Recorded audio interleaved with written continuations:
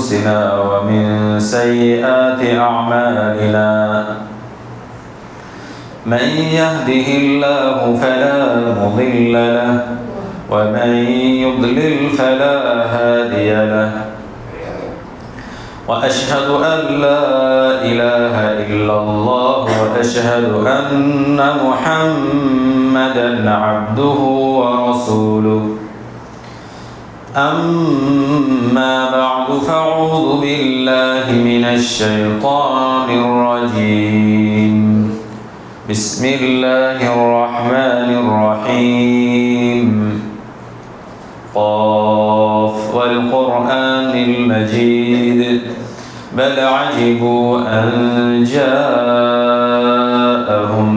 منذر منهم فقال الكافرون هذا شيء عجيب أإذا متنا وكنا ترابا ذلك رجع بعيد قد علمنا ما تنقص الأرض منهم وعندنا كتاب حفيظ بل كذبوا بالحق لما جاءهم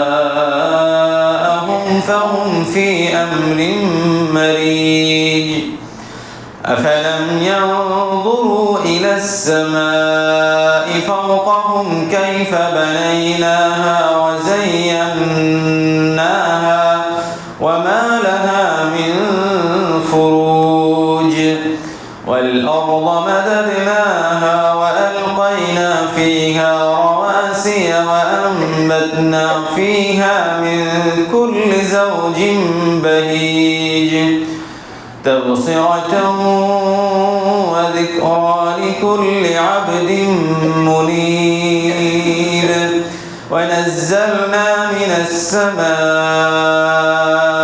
ماء مباركا فأنبتنا به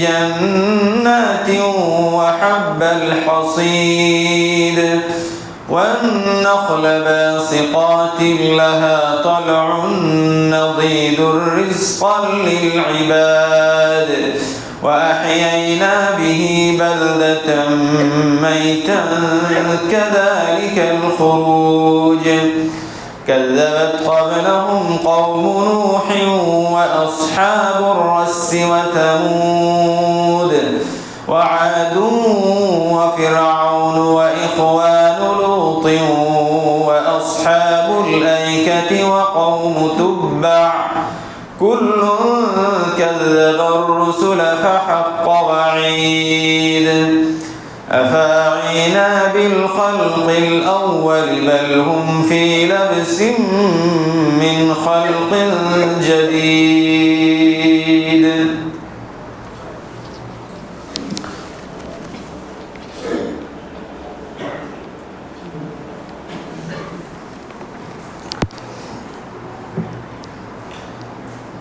الحمد لله رب العالمين والصلاة والسلام على رسوله محمد وعلى آله وأصحابه أجمعين أما بعد فأعوذ بالله من الشيطان الرجيم يا أيها الذين آمنوا كتب عليكم الصيام كما كتب على الذين من قبلكم لعلكم تتقون عن أبي هريرة رضي الله عنه أن رسول الله صلى الله عليه وسلم قال أتدرون ما المفلس؟ قالوا المفلس فينا من لا درهم له ولا متاع فقال إن المفلس من أمتي من يأتي يوم القيامة بصلاة وصيام وزكاة ويأتي قد شتم هذا وقذف هذا وأكل مال هذا وسفك دم هذا فيعطى هذا من حسناته وهذا من حسناته فإن فنيت حسناته قبل أن يقضى ما عليه أخذ من خطاياهم فطرحت عليه ثم طرح في النار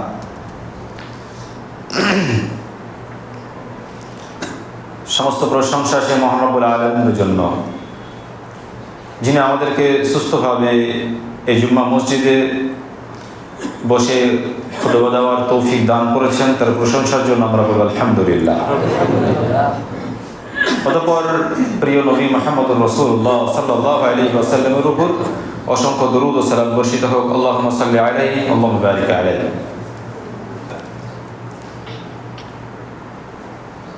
আল্লাহ তাআলা বলছেন, ইয়া আইয়ুহাল্লাযীনা আমানু কুতিবা আলাইকুমুস সিয়াম, রোজাকে ফরজ করা হয়েছে তোমাদের উপরে যেমন পূর্ববর্তীদের প্রতি খরচ করা হয়েছিল। এতে কি হবে? লাআল্লাকুম তাত্তাকুন, তোমরা মুত্তাকি হতে পারবে, তাকওয়াশীল হতে পারবে। এই আয়াত ইতিপূর্বে পাঠ করা হয়েছে, বলাও হয়েছে, কিন্তু এই আয়াতটা আমাদের পুরো রমজান মাসটা এই আয়াত থেকে আমাদেরকে শিক্ষা নিতে হবে। মানে আমরা এখনো তাকওয়াশীল হতে পেরেছি কি না, আমাদের তাকওয়া কতটা আমরা অর্জন করতে পারলাম, এটা ডিপেন্ড করবে এই আয়াতকে কেন্দ্র করে। কারণ রোজা তো ফরজ করা হয়েছে, তো রোজা আপনি করছেন, করে আপনি তাকওয়া অর্জন করতে পারলেন কি না। মানে রোজা করা মানেই কিন্তু তাকওয়া অর্জন করা না। মানে রোজা রেখে আল্লাহ তাআলাকে আপনি কতটা সন্তুষ্ট করতে পেরেছেন, কতটা আল্লাহ তাআলার ইবাদত বন্দেগীতে মনোযোগ দিয়েছেন। যদি আপনি অন্যান্য মাসের তুলনায় এই মাসে একটু ইবাদত বন্দেগীতে বেশি মনোযোগ দিতে পারেন, দেখছেন যে না অন্যান্য মাসের তুলনায় একটু মনোযোগ দিচ্ছি, ইবাদত বন্দেগীতে একটু বেশি সময় দিচ্ছি, অন্য মাসে বদমাশি করেছি এ মাসে করছি না, তাহলে জানবেন যে না তাকওয়া এবার আমি অর্জন করতে শুরু করেছি। অনেকে এখানে এসেছেন নামাজ পড়তে, অনেকেই ব্যবসা বাণিজ্য বন্ধ করে এসেছেন। কেউ নামাজ পড়তে এসে এই চিন্তা ভাবনা করছেন যে খুতবা কখন শেষ হবে, নামাজ কখন শেষ হবে, এখন তো সিজন চলছে, এখন গিয়ে কাপড়ের দোকান খুলতে হবে, এখন গিয়ে জুতোর দোকান খুলতে হবে। যদি এই টেন্ডেন্স আপনার মধ্যে কাজ করে তাহলে এখন তাকওয়া আপনি অর্জন করতে পারেননি। আপনি তো 12 মাসে বিজনেস করেন, আপনি আজকেও বিজনেস করবেন, কিন্তু যদি জুম্মা মসজিদে এসে এই চিন্তা ভাবনা করেন যে খুতবা যদি 20 মিনিটের জায়গায় 15 মিনিট হয় তা ভালো হয়, কারণ 5 মিনিট কিছু বিক্রি করতে পারবো। যদি আপনার চিন্তা ভাবনাই থাকে যে আধা ঘন্টার জায়গায় যদি 35 মিনিট হয়ে যায় তো 5 মিনিটের জন্য আমার কিছু কাস্টমার কেটে যেতে পারে, তাহলে এখন আপনি তাকওয়া অর্জন করতে পারেননি, তাকওয়া অর্জন করতে এখনো সক্ষম হতে পারেননি। কারণ এই যে মাসটা আপনি পাচ্ছেন, এই মাসটা আপনি পরবর্তীতে পাবেন না সেটা আল্লাহই ভালো জানেন, আপনি জানেন না। যারা জ্ঞানী মানুষ তারা ব্যবসা বাণিজ্য সব কিছু বন্ধ করে দিয়ে আল্লাহ তাআলার জিম্মায় ছেড়ে তারা ইবাদত বন্দেগী করতে চলে আসে। আর কিছু মানুষ আছে তারা এই পবিত্র রমজানে জুম্মার দিনে পর্যন্ত দোকান বন্ধ করতে দ্বিধাবোধ করে যে না কাস্টমার কেটে যেতে পারে, কাস্টমার কেটে গেলে আমি খাবো কি, সারা বছর তো ইনকামটা এই মাসে করে নিতে হবে। তো যদি নিজেও নামাজ পড়তে আসে তো দেখা গেল যে ভাইপোদেরকে দোকানে বসিয়ে দিয়ে আসে, বন্ধুদেরকে দোকানে বসিয়ে দিয়ে আসে, প্রতিবেশীদেরকে দোকানে বসিয়ে দিয়ে আসে। ও জানেই না যে আমি যে নামাজ পড়তে যাচ্ছি আর ওদেরকে আমি নামাজ বাদ দিয়ে, জুম্মা বাদ দিয়ে আমি ওদেরকে দোকানে বসিয়ে দিয়ে যাচ্ছি, তো এর জন্য আমাকে জবাবদিহি করতে হবে না? ওর উপরে নামাজ ফরজ, আমার উপরে যেমন ফরজ ওর উপরে ফরজ। তা আমি কেমন তাকওয়াশীল যে আমি ভালো কাজের জন্য যাচ্ছি আর ওদেরকে ব্যবসার জন্য ছেড়ে যাচ্ছি, তোমরা ব্যবসা করো, এবার আমি আসবো, তারপর তো তখন নামাজ পড়বি বা যা করবি করবি। আমাদের ইমানের অবস্থা যদি এই হয়, আর ইবাদত বন্দেগী করতে এসে, জুম্মা পড়তে এসে যদি তাড়াহুড়ো হয় যে কখন ছুটি দেবে, কখন গিয়ে আবার ব্যবসা খুলবো, কখন গিয়ে আবার দোকান চালাবো, এই চিন্তা ভাবনা যদি থাকে, তাহলে প্রকৃতপক্ষে এই রোজার কদর এখন আপনি করতে শিখেননি, এখন আপনি তাকওয়াশীল হতে পারেননি। তাকওয়া অর্জন করতে শিখুন, আল্লাহর ইবাদত বন্দেগীতে মনোযোগী হন। যদি না হতে পারেন তাহলে কিয়ামতের দিনে সামান্য নেকির জন্য যখন আপনি জাহান্নামে চলে যাবেন, তখন আপনি হাজারো আফসোস করে ওই নেকি অর্জন করতে পারবেন না। তখন এই আফসোস আপনার মধ্যে আসবে, যারে রমজান মাস তো পেয়েছিলাম, ওই রমজান মাসে যদি আমি ইবাদত বন্দেগী করতাম তাহলে তো আমি অনেক নেকি অর্জন করতে পারতাম, সামান্য নেকির জন্য আজকে আমাকে জাহান্নামে চলে যেতে হচ্ছে। আপনাকে আফসোস করতে হতে পারে। সেই জন্য সেখানে আফসোস না করে এখানে আগে থেকে তৈরি হন যে আমি তাকওয়াশীল হয়ে যাই, যাতে কিয়ামতের দিনে কোনো রকম ভাবে আমাকে লাঞ্ছনার শিকার না হতে হয়, কোনো রকম ভাবে আফসোস আমাকে না করতে হয়। এখান থেকে আপনাকে তৈরি হয়ে যেতে হবে। কিছু হতভাগা মানুষ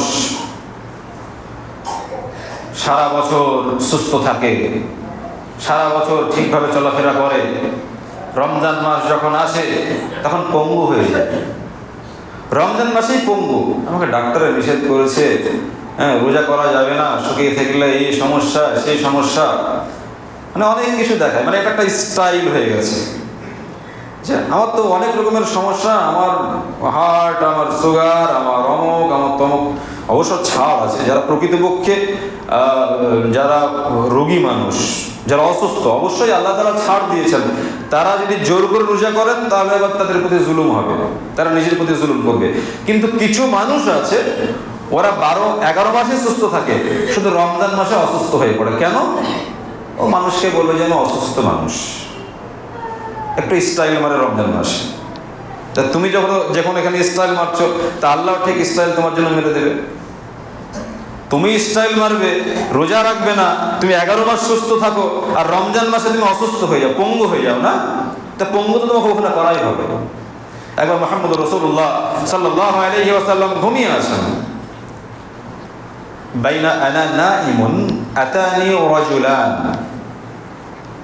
আল্লাহ রাসূল বলছেন যে আমি স্বপ্নে দেখছি, আল্লাহ ঘুমিয়ে আছেন, আতানি রাজুলানি, দুজন ব্যক্তি মুহাম্মদ রাসূলুল্লাহ সাল্লাল্লাহু আলাইহি ওয়াসাল্লামের কাছে আসলেন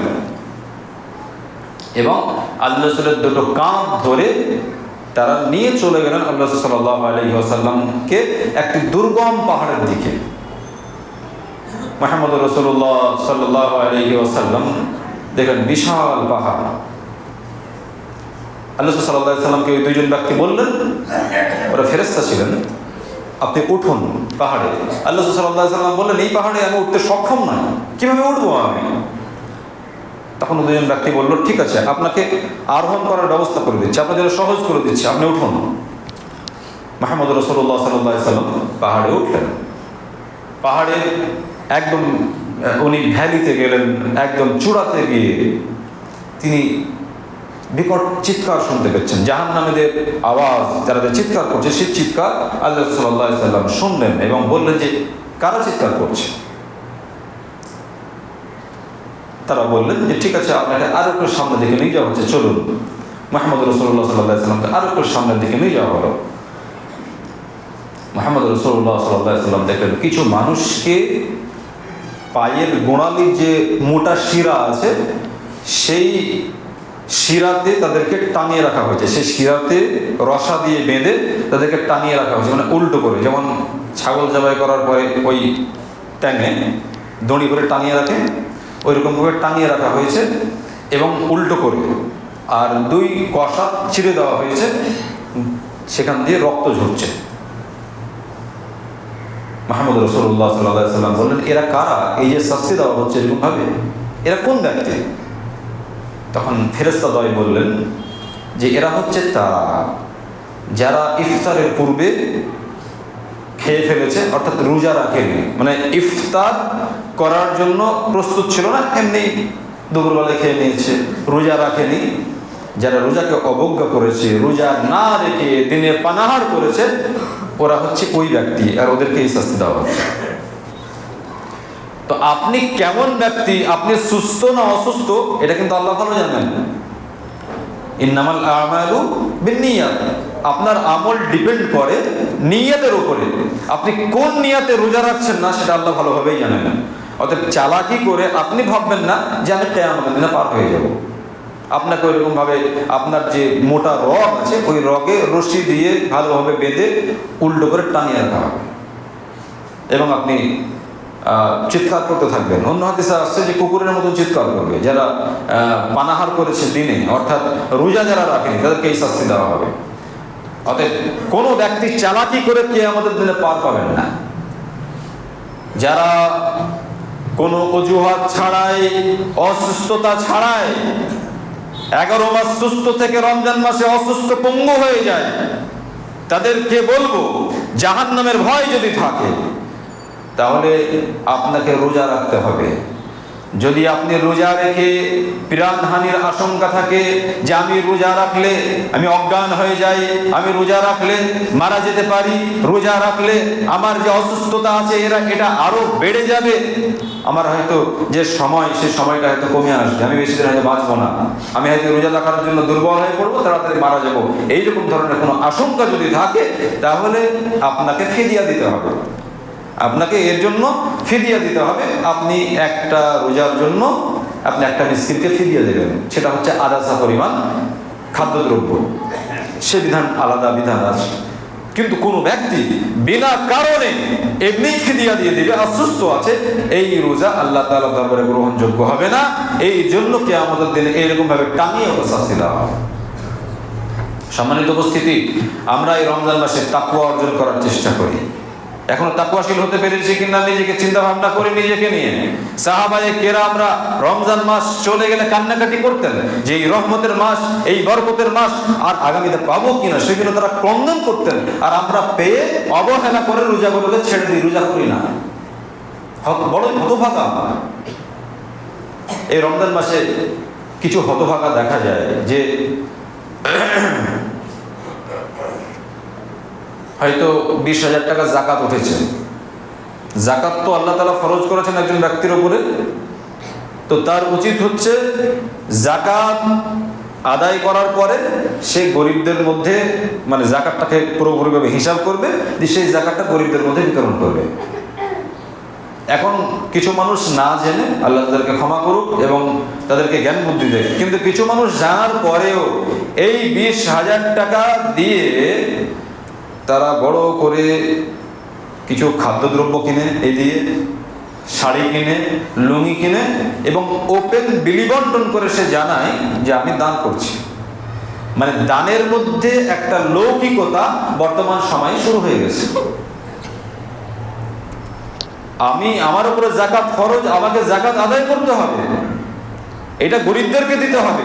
আমি গরিব বড় কিছুই দেখলাম না, আমি যাকাতের টাকা দিয়ে আমি চাল, ডাল, সামাই, তারপরে চিনি, শাড়ি, লুঙ্গি এইগুলো কিনলাম, কিনে আমি রাস্তার কোনো জায়গায় দাঁড়িয়ে থাকলাম, ডেট দিলাম।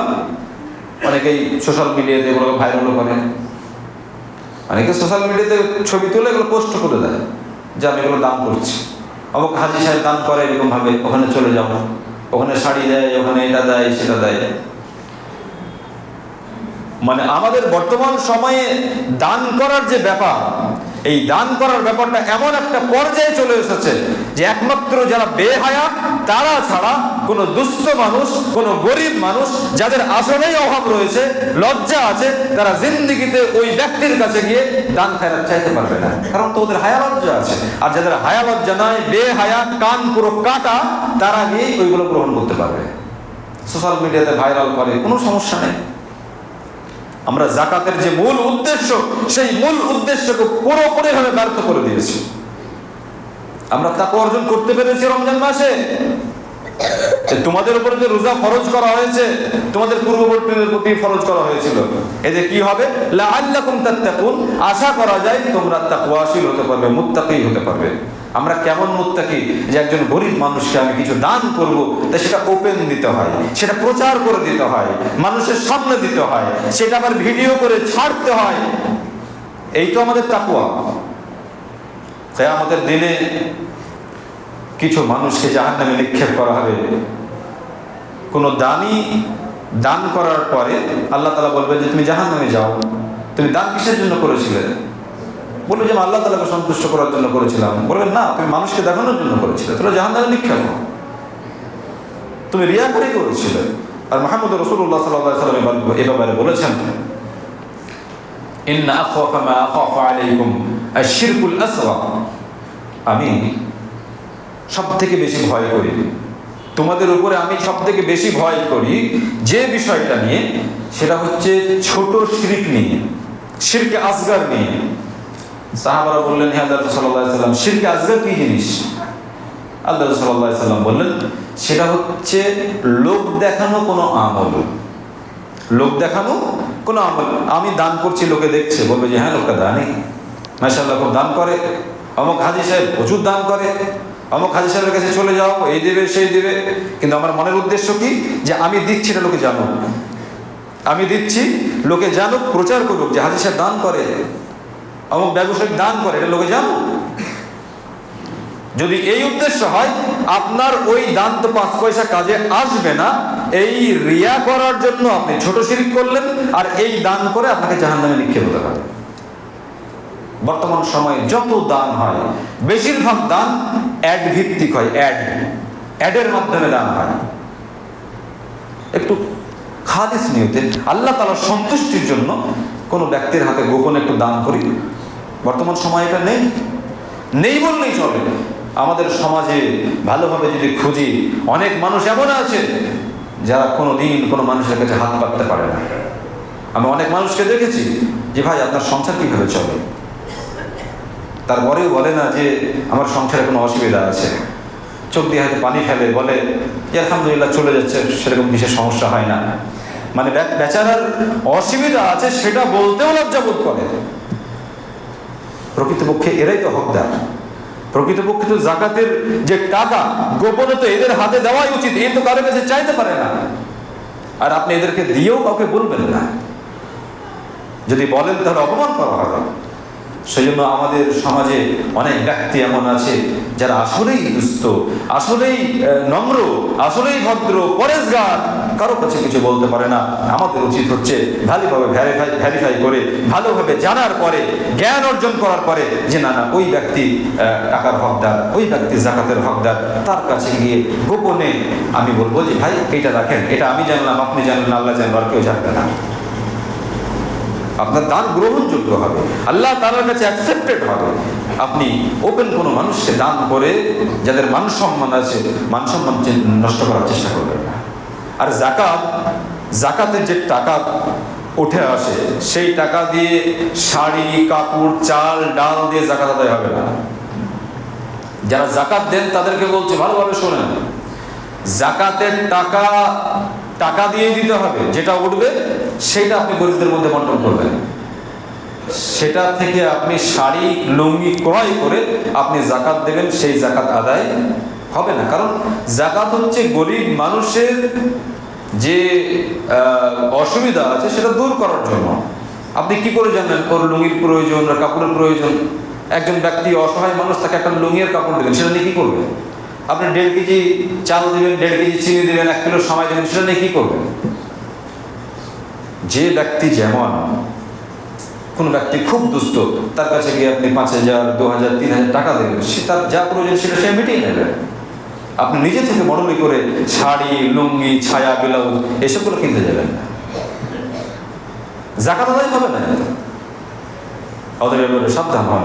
মুহাম্মদ রাসূলুল্লাহ সাল্লাল্লাহু আলাইহি ওয়াসাল্লাম বলেছেন 7 প্রকার ব্যক্তিকে আল্লাহ তাআলা আরশের ছায়া দান করবেন।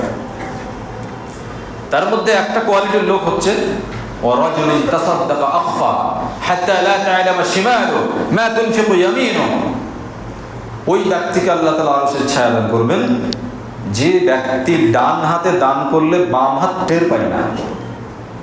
মানে ও দান করলে ওর স্ত্রীকেও জানায় না যে আমি অমুক ব্যক্তিকে দান করলাম।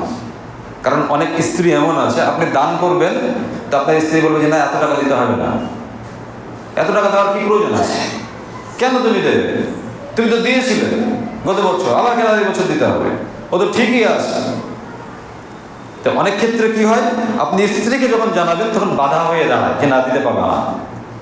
আর এখন তো সব বাড়িতে বেশিরভাগ মালিক সব স্ত্রী হয়ে বসে আছে, স্ত্রীর মালিকানাতে সংসার চলে, স্ত্রীর কথাতেই এখনকার পুরুষরা বেশি উঠা বসা করে, মানে সম্পূর্ণটা উল্টো হয়ে গেছে। আর বুঝতে পারছেন, যদি কোনো সুন্দরী স্ত্রী হয় তাহলে আরও সমস্যা, ও তো সোজা মায়ের বাড়ি চলে যাবে। যদি একটু বকাঝকা করেন বা দেখেন যে আপনি এমন কিছু কথা বলে আঘাত পেয়ে গেল, তাহলে সোজা মায়ের বাড়ি চলে যাবে। আর আপনি দেখবেন এত সুন্দরী স্ত্রী, ওই যে মায়ের বাড়ি চলে যাবে, আমি স্ত্রী হারা হয়ে যাবো। সেই জন্য সুন্দরী স্ত্রীর প্রলোভনে পড়ে স্ত্রী যা বলে সেই কথাতে ওঠা বসা করে অনেক পুরুষ। তো আমি যেটা বলছি সেটা হচ্ছে, যখন দান করবেন তো এমনভাবে দান করেন আপনার স্ত্রী পর্যন্ত যেন না জানে। আপনার স্ত্রীকে পর্যন্ত জানাবেন না। তবে হ্যাঁ, আপনার স্ত্রী মাশাআল্লাহ পরেজগার, মুত্তাকি, উনিও দানশীল, আপনাকে দানের জন্য বেশি কথা বলে যে না তুমি দান করো না, তুমি বকিল, তুমি কঞ্জুস, আপনার স্ত্রী আপনাকে বলে, তাহলে অবশ্যই আপনার স্ত্রীকে জানান। কিন্তু আপনার স্ত্রী যদি বাধা দেয় দান করতে, তাহলে ওই ধরনের স্ত্রীকে দানের ব্যাপারে কিছু জানাবেন না, গোপনে দেওয়ার চেষ্টা করবেন। আমি যে বিষয়টা আপনাদেরকে বলতে চাইছি সেটা হচ্ছে দান খয়রাত গোপনে করার চেষ্টা করেন। ওপেন লৌকিকতা মানুষকে দেখানোর জন্য এই দানগুলোকে বর্জন করবেন। কিয়ামতের দিনে এই দানের জন্য নেকি পাবেন না, উল্টে আপনাকে জাহান্নামে যেতে হবে। একজন ব্যক্তি তিনি একটা ঘটনা শোনাচ্ছিলেন যে সৌদি আরবে আমাদের এখানকারই মুর্শিদাবাদ তথা পশ্চিমবঙ্গের বেশ কিছু ছেলে তারা ওখানে কাজ করে। তো রমজান মাসে ওরা যে বাসায় থাকে, আরবের একজন ব্যক্তি এসে তিনি বলছেন যে আপনারা কজন এখানে থাকেন? তো সম্ভবত ওরা 8 জন ছিল, যে আমরা 8 জন থাকি। বলছে আচ্ছা ঠিক আছে। বাস এতটুকু জেনে উনি চলে গেলেন। বলছে তারপরে ওরা কাজ করে বাসায় ফিরছে, তো দরজার সামনে দেখছে 8টা মানে ভালোভাবে ইফতার, অন্যান্য খেজুর এসবগুলো প্যাকিং করে 8টা প্যাকিং রাখা আছে। ওরা ঘরে নিয়ে গেল, ঘরে নিয়ে গিয়ে খুলছে, খুলে দেখছে অনেক কিছু ফল ফ্রুটের মধ্যে রয়েছে এবং একটা করে 500 টাকার নোট রয়েছে, 500 রিয়াল। তাহলে ওরা এমনভাবে দানটা করে এগুলো জেনে গেছে, কিছু জিজ্ঞাসা করেনি যে আপনারা কজন থাকেন, দিয়ে গেছে। কোন ব্যক্তি দিল এটাও জানালো না, দিয়ে চলে গেল। আলহামদুলিল্লাহ, এখন পর্যন্ত সৌদি আরবে যেমনভাবে দান করা হয়, মানুষের সেবা করা হয়, বিশ্বের কোনো ব্যক্তি এদের মতন দান করতে, এদের মতো খালিস নিয়তে আল্লাহ তাআলার সন্তুষ্টির জন্য গোপনে দিতে পৃথিবীর কেউ পারবে না। সৌদি আরবের লোক যা করে। আমি উমরা করতে গিয়ে হোটেলের নিচে একজন ডাকলো, দাঁড়িয়ে আছে। আমাকে একজন ব্যক্তি এসে আমার কাছে মারুতি নিয়ে দাঁড়িয়ে গেল, বুঝে তা রাতি আমাকে ডাকলো যে কি বলছেন, মানে আমি কাছে গেলাম। আমাকে একটা বন্ধু, বাঙালি বন্ধু আমাকে ডেকেছিল। আমি ভেবেছি যে ওই হয়তো এসেছে, যে আপনি হোটেলের নিচে ওয়েট করেন, আপনার সঙ্গে সাক্ষাৎ করবো। তা আমি গাড়ির দিকে তাকালাম, এখন কেউই নাই, ওই একাই আছে। দিয়ে একটা আমাকে কাগজ দিয়ে চলে গেল, খামটা দিল, সঙ্গে সঙ্গে আর 1 সেকেন্ড না, মানে ওর চেহারাটা দেখবো সেই সৌভাগ্যটা আমার হয়নি ভালোভাবে। সঙ্গে সঙ্গে গাড়ি নিয়ে আউট। আমি খামটা খুলতে দেখছি এটা 100 টাকার নোট, মানে 100 রিয়াল। মানে ওরা যারা হাজি, যারা উমরা করতে যায়, ওরা মনে করে যে এদের যদি সেবা করি, আমি 100 রিয়াল দিলাম, এ থেকে যদি কিছু কিনে খাই, হোটেলে খরচ করে, আমি নাকি পাবো। মানে ওরা দান করার জন্য লোক খুঁজে বেড়ায় এবং সেটা গোপনে দেওয়ার চেষ্টা করে। আর আমরা একটা শাড়ি দিলে সেটা ভালোভাবে ধরো, ক্যামেরা হচ্ছে না, একটু এদিক থেকে ওদিক থেকে, মানে ভালোভাবে ক্যামেরা করে সেটাকে ভাইরাল করে যে অমুক হাজি সাহেব এগুলো দিচ্ছি। তা আমরা লৌকিকতা থেকে একটু বিরত থাকার চেষ্টা করব। যে কাজগুলো করব আল্লাহ তাআলার সন্তুষ্টির জন্য করার চেষ্টা করব। আশা করা যায় আমরা এই রমজান মাসে তাকওয়া অর্জন করতে পারবো এবং এই রমজানের নেকি আল্লাহ তাআলার দরবারে সমস্ত কিছু উপস্থিত হবে এবং কিয়ামতের দিনে আশা করা যায় আমাদেরকে লাঞ্ছিত হতে হবে না। আল্লাহ তাআলা আমাদের সবাইকে প্রকৃতপক্ষে আল্লাহ তাআলার সন্তুষ্টির জন্য রোজা করার, দান খয়রাতগুলো করার আল্লাহ তাআলা আমাদেরকে তৌফিক দান করেন। আমিন। শেষের বেলায় যে কথা বলবো সেটা হচ্ছে, কিছুদিন থেকেই ফিতরা নিয়ে অনেক বাড়াবাড়ি, সোশ্যাল মিডিয়াতে অনেক কিছু ভাইরাল হবে, অনেক কিছু শুনতে পাবেন। মূলত ফিতরা রমজান শেষ করে, রমজানের রোজা শেষ করে শেষের বেলাতে আদায় করতে হয়।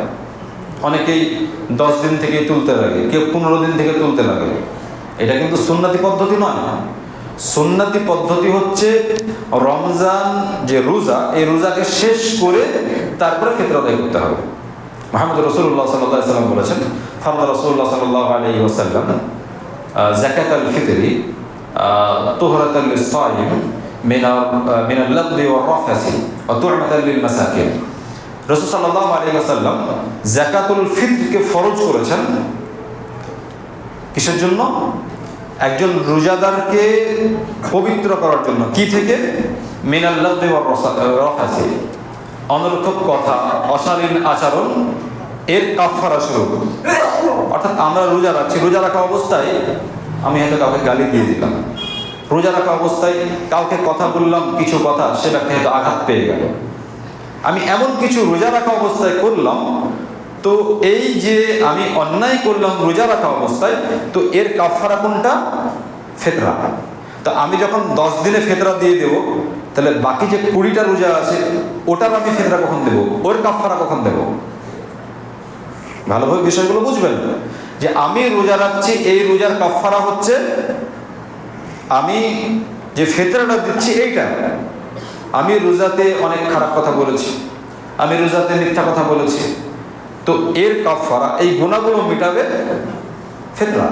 তা আমি যদি 10টা রোজাতে দিয়ে দিই, 15টা রোজাতে দিয়ে দিই, তাহলে বাকি রোজার কাফারা কিন্তু আদায় হচ্ছে না। সেই জন্য আমাদের উচিত হবে যে ঈদের চাঁদ ওঠার 1 থেকে 2 দিন আগে ফিতরা আদায় করা। 1 থেকে 2 দিন আগে। সব থেকে উত্তম হচ্ছে চাঁদ ওঠার পরে। ঈদের চাঁদ উঠে গেল, তখন ফিতরা আদায় হয়ে গেল, আর ঈদের নামাজের আগে ওই রাত্রির মধ্যে সমস্ত বন্টন করে দিতে হবে।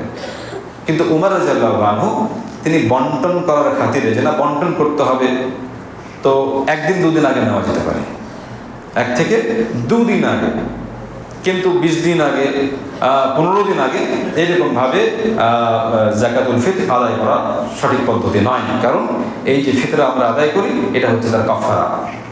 দ্বিতীয় কথা হলো, আমরা এই রমজান মাসে যে ফিতরাটা আদায় করি, বেশিরভাগ মানুষের মাথায় এটা ঢুকে গেছে যে চাল নিয়ে অনেক ঝামেলা হয়, খাদ্যদ্রব্য নিয়ে ঝামেলা হয়, তাহলে আমরা টাকা দিয়ে দেব, ঝামেলা মুক্ত হওয়া যাবে।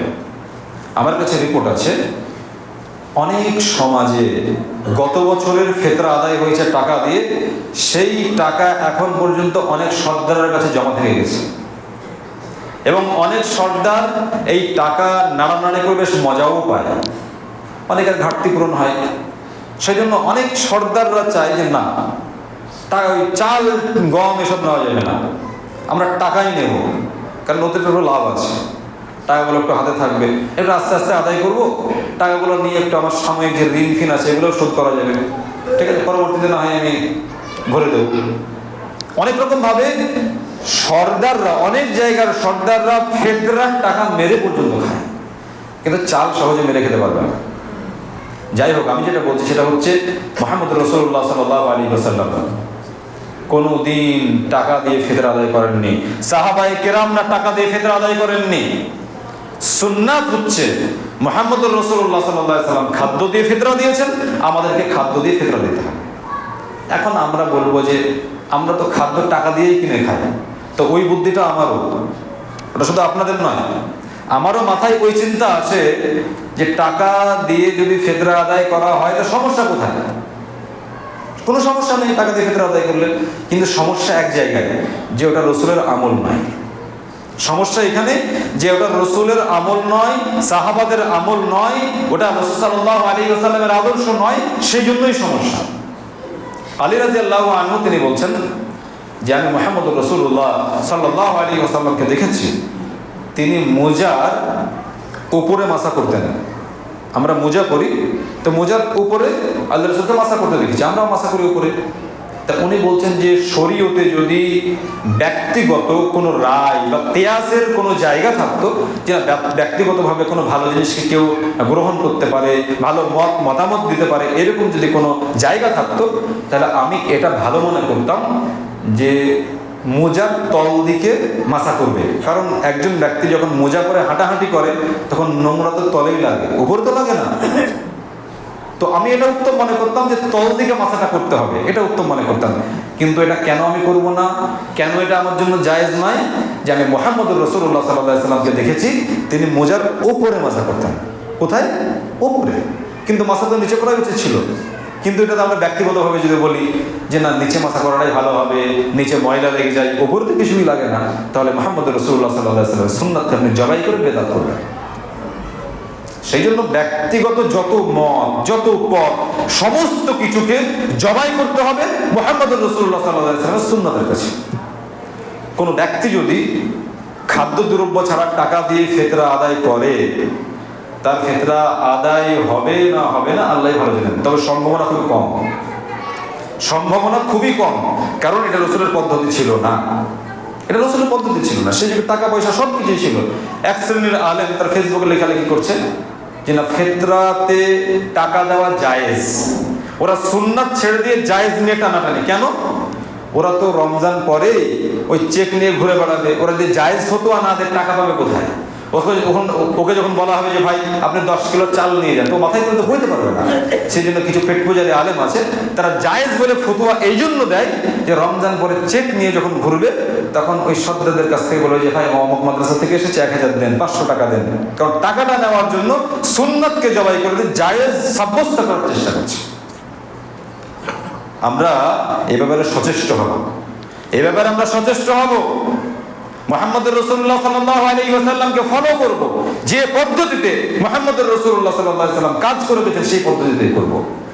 ওদের কোনো ব্যক্তি কোন রকমের যুক্তি না খাটিয়ে সরাসরি ভাবে রাসূলের সুন্নাতকে আমল করুন, রাসূল সাল্লাল্লাহু আলাইহি ওয়াসাল্লামের সুন্নাতের উপরে অটল থাকুন।